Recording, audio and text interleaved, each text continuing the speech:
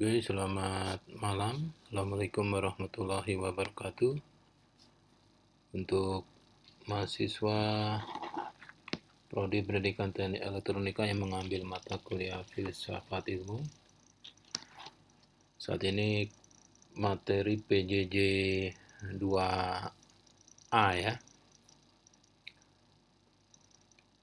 Jadi materi PJJ 2 ini nanti terdiri dari PJJ 2A dan PJJ 2B yang masing-masing berbeda filenya. Untuk tujuan instruksional PJJ 2 ini ada menjelaskan cara penalaran untuk dapat mengembangkan pengetahuan. Nanti ada menjelaskan definisi dan ciri-ciri penalaran, menyebutkan pengetahuan yang diperoleh dari hasil proses penalaran, menyebutkan pengetahuan yang diperlukan, yang diperoleh bukan dari hasil penalaran, dan nanti di PJJ 2B ini nanti masuk logika ya. Buku referensinya masih menggunakan buku Filsafat Ilmu, sebuah pengantar populer yang ditulis oleh Surya Sumantri.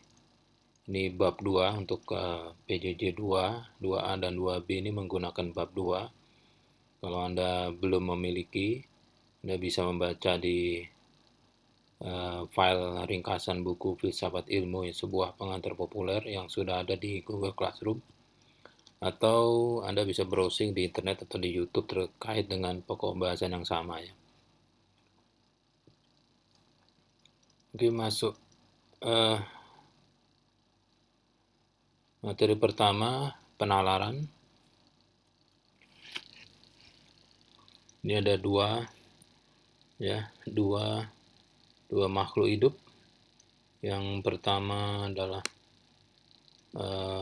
si Erik. Si Erik ini burung merpati pos. Dan yang kedua ini manusia ya. Kita tahu burung merpati pos ini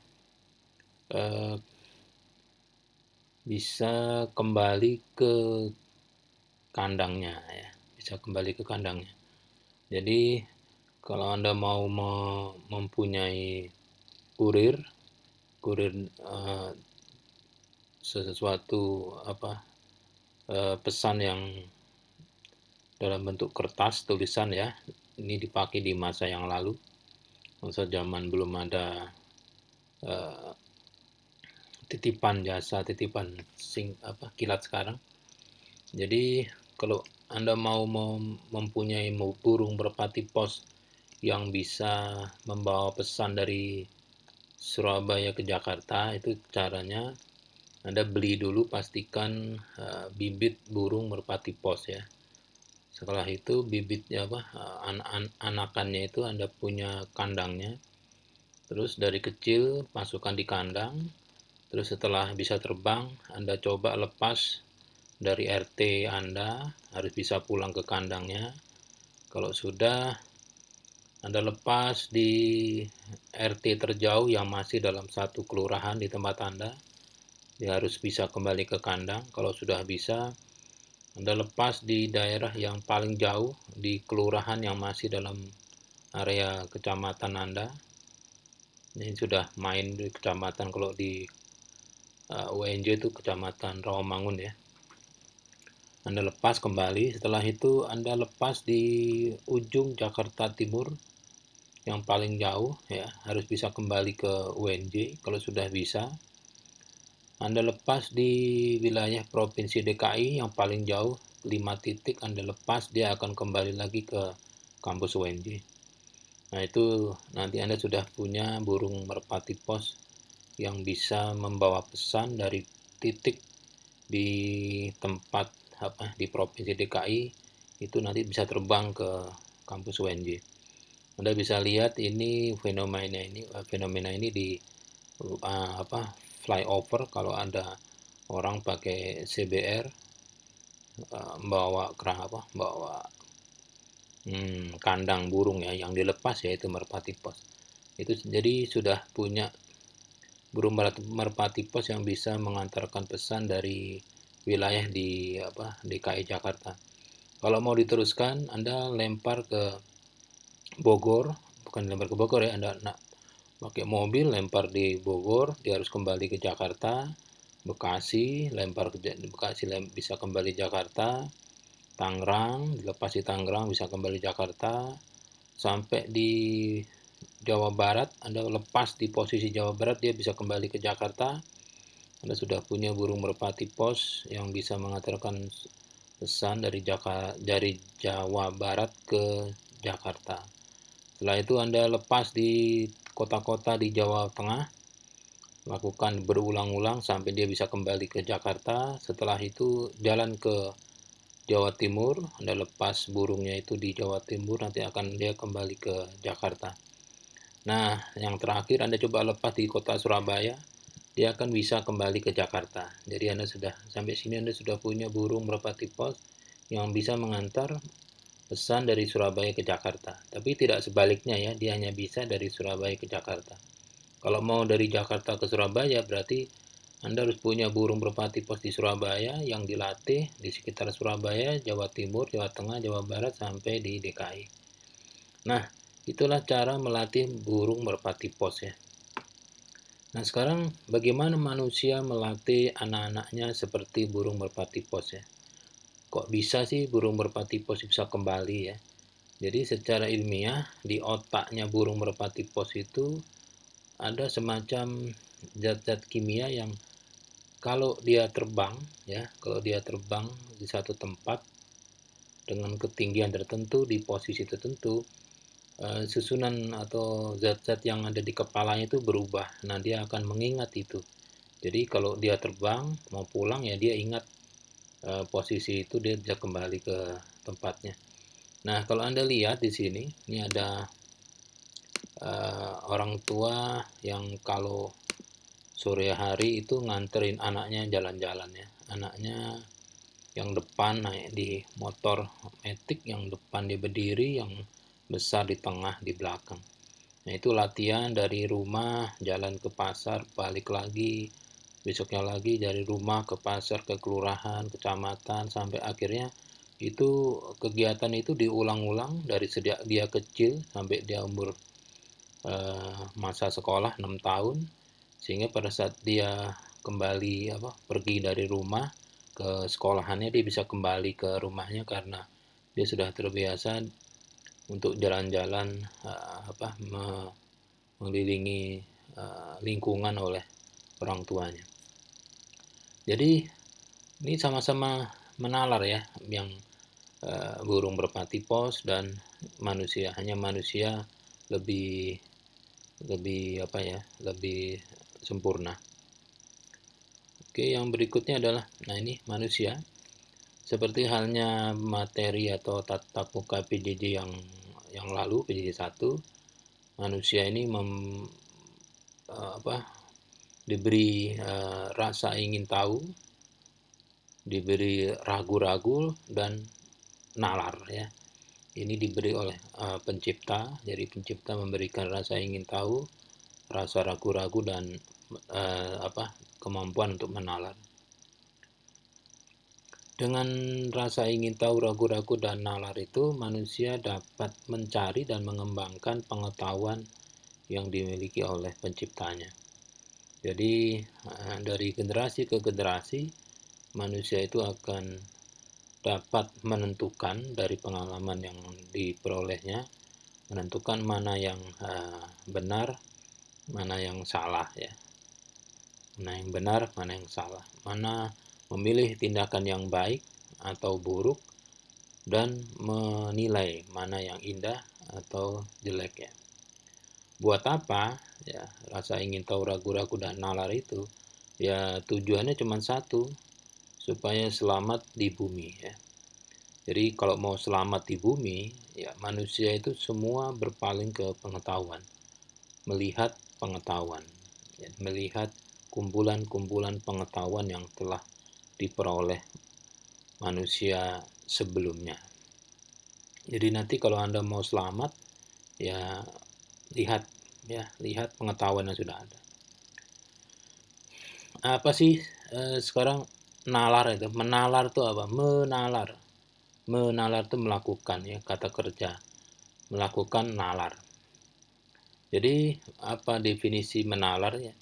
Jadi manusia itu kan diberi akal, ya, diberi akal sehingga eh, dengan menggunakan akal ini manusia itu dapat memikirkan sesuatu objek yang tidak berada di depan manusia tersebut.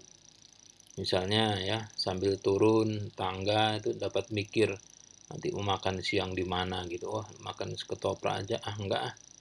Oh, kemarin ketoprak terus mencret, misalnya makan mie aja gitu. Itu tidak ngomong kemana-mana sambil turun aja gitu.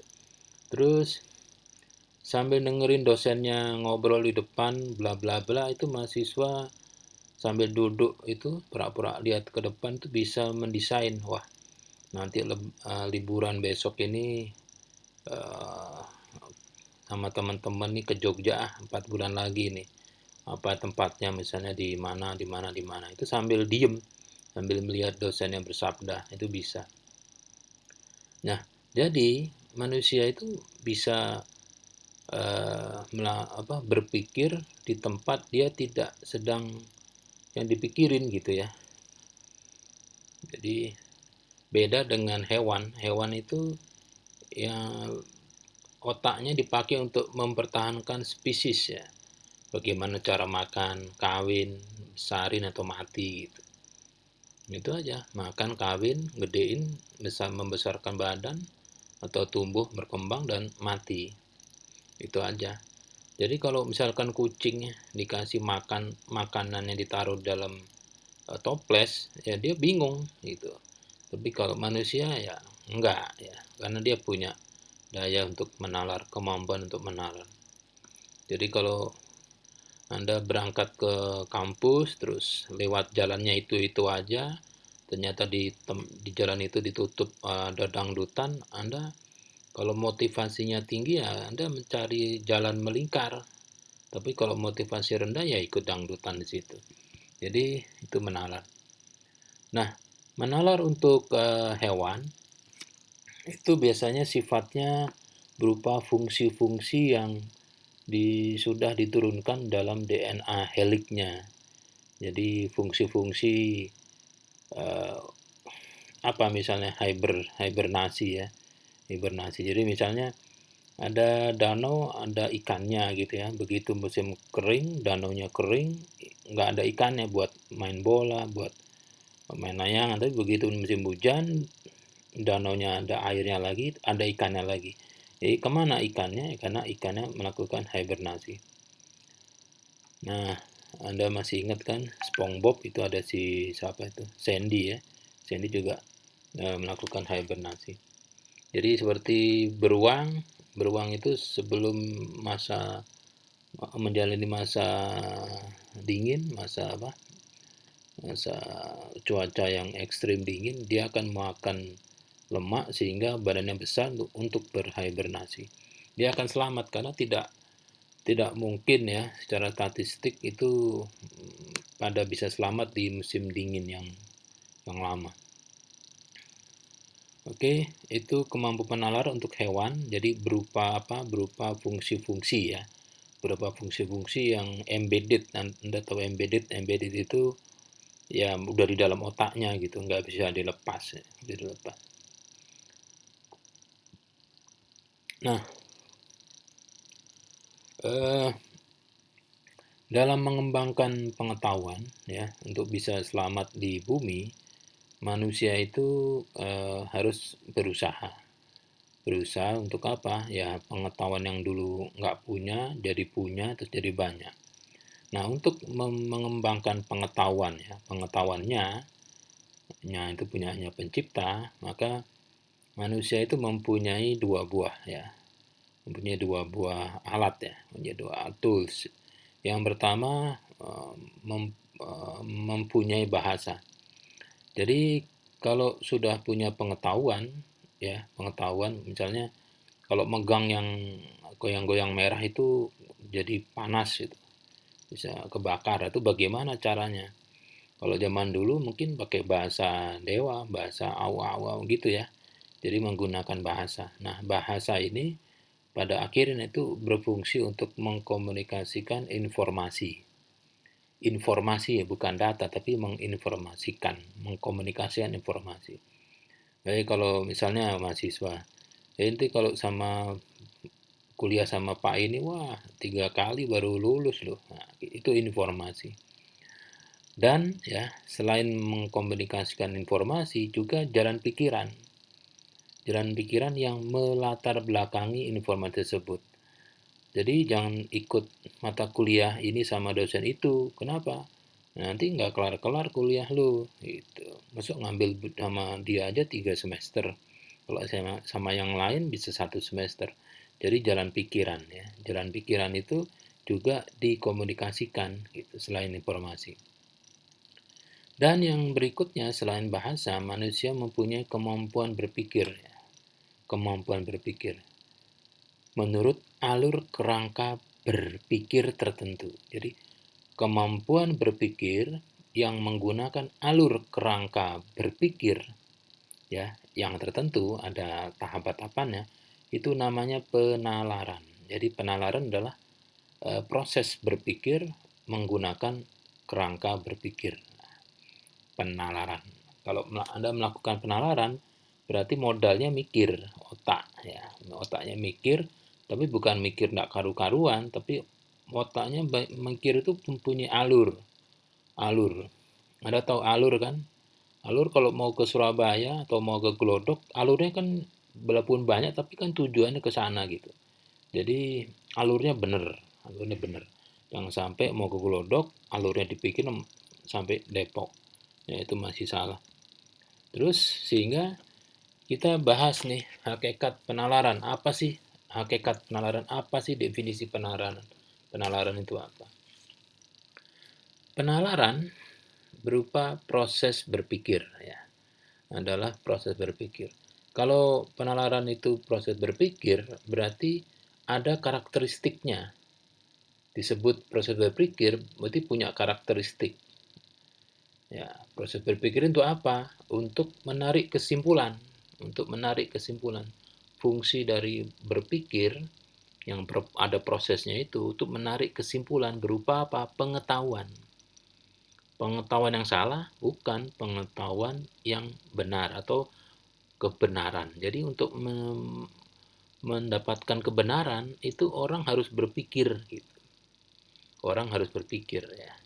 Di sana depan tuh merah. Lu kok pada jalan ya? Oh, salah. Ntar dulu. Ini ada polisi goyang-goyang suruh maju ya. Sudah, berarti itu yang benar ya. Ada mikir, jangan nggak pakai mikir, tetap harus berpikir. Nah, sekarang proses berpikir ini kan banyak ya. Kalau misalnya lintasan itu A ke B, A ke C, A ke D, dan A ke Z. Ini proses berpikir yang seperti apa yang menghasilkan pengetahuan yang benar. Semuanya bilang proses berpikir itu benar. Benarnya sendiri ya. Jadi proses berpikir yang menghasilkan pengetahuan benar itu seperti apa? Nah, kenapa? Karena manusia tadi mempunyai definisi kebenaran yang berbeda-beda. Setiap manusia punya otak. Nah, setiap otak dia proses berpikir. Kalau dia encer ya, dia akan berpikir. Nah, berpikirnya itu karena lahir dari orang tua, budaya dan sebagainya berbeda ya, nanti pola berpikirnya atau proses berpikirnya berbeda-beda sehingga kebenarannya berbeda-beda. Sehingga proses berpikir manusia dalam mencari pengetahuan yang benar ini juga akan berbeda-beda. Banyak ya, banyak sekali. Jadi kalau mencari misalnya nomor telepon pemadam kebakaran di Rawamangun itu berapa? Wah, itu banyak cara orang mengetahuinya gitu ya. Banyak cara. Walaupun ujung-ujungnya benar. Nah, jadi setiap jalan pikiran akan mempunyai kriteria kebenaran yang berbeda-beda. Ya, setiap jalan pikiran atau penalaran akan mempunyai kriteria kebenaran yang berbeda-beda. Nah, sehingga tiap penalaran akan mempunyai kriteria kebenaran yang berbeda-beda. Bulat aja di situ ya. Sehingga tiap penalaran akan mempunyai kriteria kebenaran yang berbeda-beda. Jadi penalaran yang Anda lakukan sama teman Anda yang Anda lakukan itu juga mempunyai kebenaran yang berbeda-beda. Benarnya setengah, ada yang full, dan seterusnya gitu. Nah, supaya penalaran yang Anda lakukan ini benar, benar ini artinya benar, benar itu artinya benar secara hakiki, itu ada alurnya ya, alurnya. Jadi yang pertama, ciri-ciri penalaran yang benar itu menggunakan logika, ya, menggunakan logika. Logika ini apa sih? Otak, nggak pakai logika nih, nah, nggak pakai otak, bukan begitu ya. Logika itu adanya pola berpikir dengan logika tertentu atau berpikir logis atau mempunyai pola tentu yang berbeda. Logika itu ya pola, ya. Pola untuk mencari kebenaran ya. Masih ingat mata kuliah rangkaian logika? Saya tidak tahu Anda sudah ngambil belum. Jadi misalnya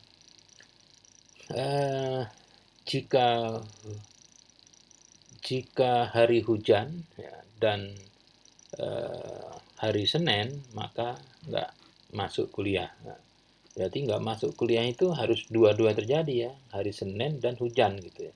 Itu logika.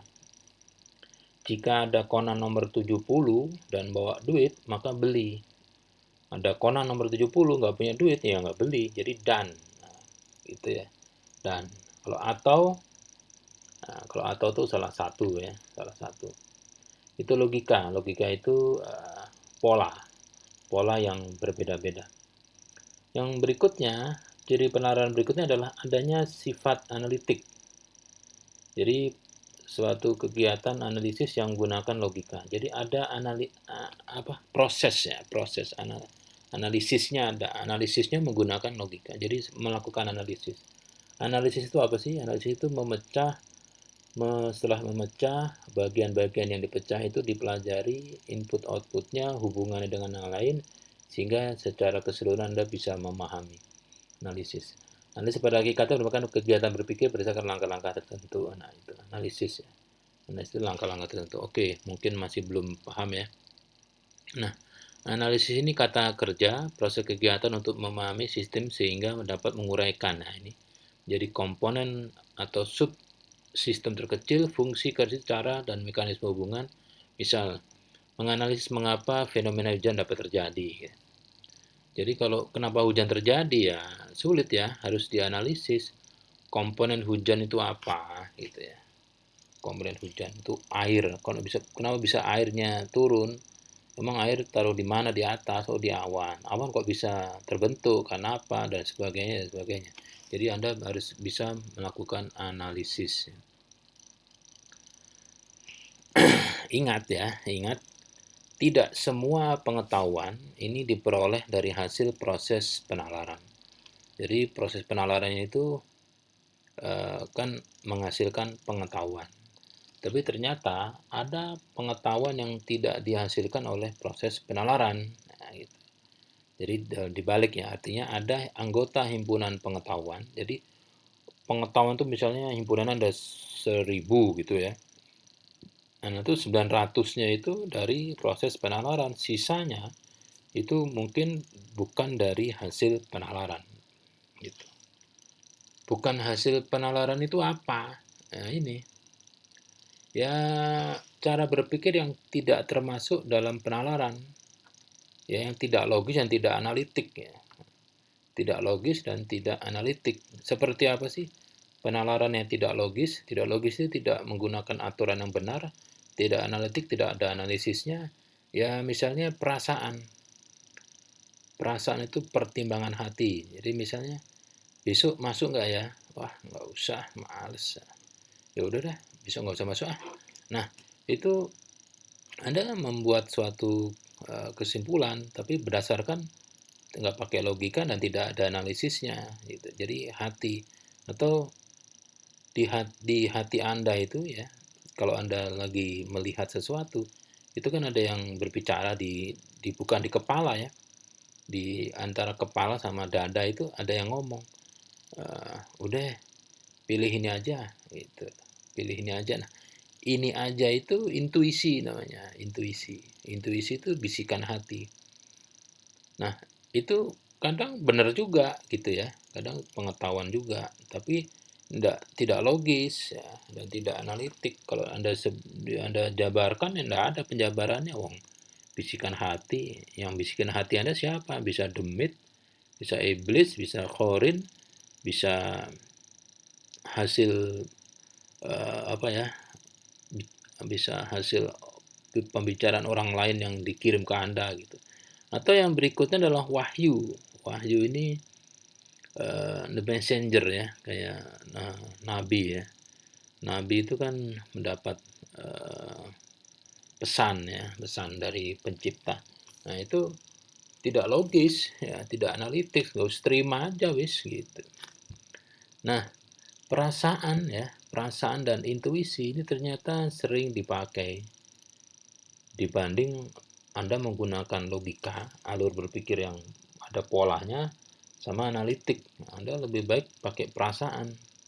Intuisi sering dipakai. Jadi perasaan misalnya eh, kecepatannya berapa? Wah, kira-kira segini aja nih. Nah, itu tidak logis dan tidak analitik, tapi sering dipakai. Perasaan, intuisi sering dipakai. Sehingga motor itu ada speedometer. Dipakai untuk apa? Itu supaya logis gitu. Supaya logis. Oh, kecepatannya yang enak itu 60, nah gitu. Coba kalau nggak pakai kecepatan itu, Anda juga bisa kecepatan 60, tapi Anda tidak tahu itu ternyata itu 60 gitu ya. Nah, oke, kita bicara dulu ya, bicara dulu jenis pengetahuan. Jenis pengetahuan ini adalah hasil dari proses nalar ya.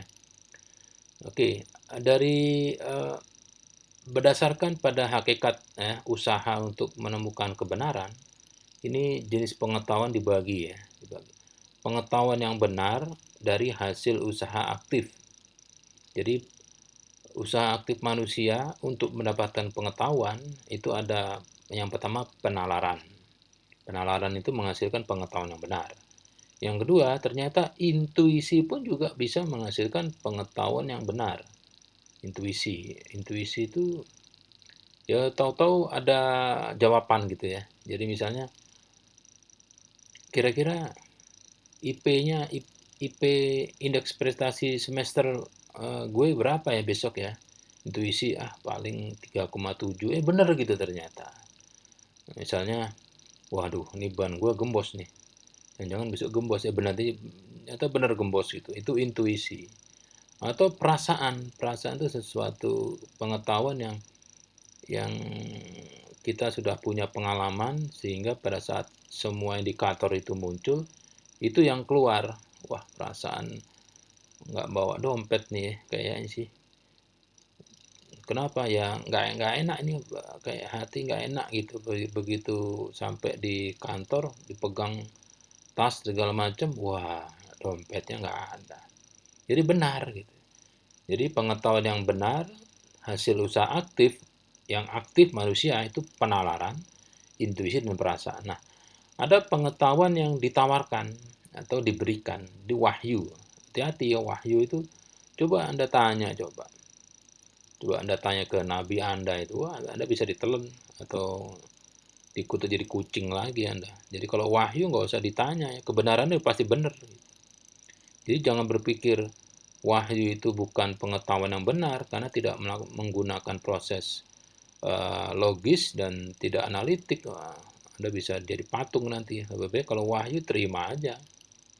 Nah, untuk mencari pengetahuan itu banyak alirannya gitu ya. Aliran itu apa sih? Aliran itu mahzab ya, mahzab. Yang pertama rasionalisme. Rasionalisme itu rasio. Menggunakan rasio itu otak. Jadi orang yang mahzabnya rasionalisme ini menganggap rasio adalah sumber pengembangan pengetahuan. Rasio adalah proses berpikir, aliran memperoleh pengetahuan tidak perlu. Jadi rasio. Jadi semuanya menggunakan rasio. Kalau nggak masuk rasio, nggak masuk akal, ya nggak bisa. Wah, ini salah ini. Gitu ya. Jadi misalnya Itu saudara kita orang Dayak yang di Kalimantan itu punya bibit 1 minggu ditanam, satu hari pertama ditanam, 7 hari kemudian sudah panen. Atau di Plan Sunter atau di Plan Toyota Astra Motor itu satu Vario, satu Innova itu dibikin dalam berapa jam. Wah, rasio. Ini orang gila nih. Nah, gitu. Rasio dia nggak pakai rasio, berarti ini bukan pengetahuan benar. Nah, itu termasuk orang-orang yang pahamnya rasionalisme. Apakah Anda masuk rasionalisme? Ya nggak tahu ya, Anda sendiri yang bisa jawab ya. Yang berikutnya adalah mazhab empirisme. Jadi fakta yang tertangkap indera atau pengalaman adalah sumber pengembangan pengetahuan. Nah, orang-orang yang masuk di mazhab empirisme ini, dia akan percaya pengalaman yang didapat dari dirinya sendiri. Ya, dari dirinya sendiri. Jadi dari inderanya dia. Jadi dari inderanya dia atau inderanya orang, tapi dia percaya dengan orang itu sehingga pengetahuannya dapat dipercaya. Jadi misalnya kalau ngerebus air itu airnya bisa habis. Gitu. Ngerebus air itu bisa habis. Air dimasukin ke bokor dari logam terus dibakar pakai api nanti menguap. Itu. Nah, ya seperti itulah ya. Terus misalnya kalau kita menanam emas, logam mulia, itu pasti hilang. Nggak percaya orang, masa sih nanam logam mulia kok bisa hilang? Ya coba aja Anda menanam logam mulia di depan. Itu nggak sampai sehari hilang, diambil orang. Jadi empiris ya, pengalaman. Jadi misalnya Anda dari Jakarta ke Semarang, jalan kaki menyusuri rel, bisa nyampe gitu. Nah, Anda bisa bilang bahwa ke Semarang tuh bisa jalan kaki lewat rel, nyampe juga gitu. Itu empirisme. Empirisme itu maksudnya dilakukan sendiri oleh manusia. Itu ya. Nah, penalaran yang dipelajari dalam mata kuliah filsafat ilmu adalah penalaran ilmiah. Penalaran ilmiah yang menggabungkan kegiatan deduktif dan kegiatan induktif. Deduktif ini rasionalisme, sedangkan induktif itu empirisme. Jadi, kalau Anda melakukan penalaran, melakukan proses berpikir, seharusnya proses berpikirnya ilmiah. Gitu. Ilmiah itu apa? Menggunakan dua buah penarikan kesimpulan. Ya. Menggunakan secara deduktif. Deduktif itu rasionalisme. Ya. Deduktif itu dari yang umum jadi khusus. Kalau induktif itu empirisme, dari yang khusus menjadi umum ya, empirisme. Saya kira cukup ya sampai di sini. Nanti kita lanjutkan lagi ke PJJ 2 logika ya.